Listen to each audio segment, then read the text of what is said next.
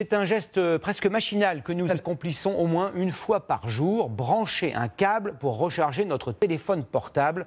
L'association UFC Que Choisir nous invite à la prudence. Les tests qu'elle a réalisés montrent que la moitié de ces chargeurs ne seraient pas aux normes. Quels sont les risques? Valentin Després et Christophe Moutot ont enquêté. C'est un petit boîtier et un fil en apparence inoffensif.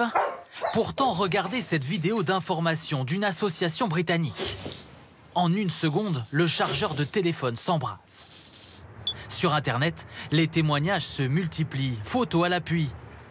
Dans son mensuel à paraître demain, cette association de consommateurs tire la sonnette d'alarme. Parmi les 20 chargeurs qu'elle a testés en laboratoire, plus de la moitié ne respectent pas les normes européennes de sécurité.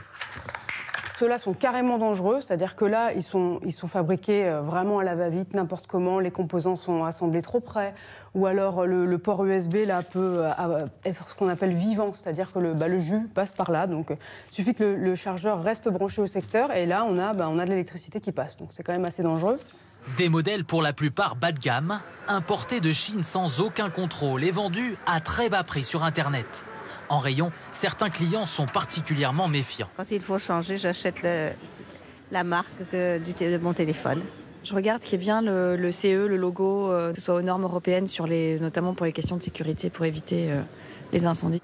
Il faut aussi, selon ce représentant des pompiers, éviter de charger son téléphone toute la nuit, notamment dans la chambre à coucher.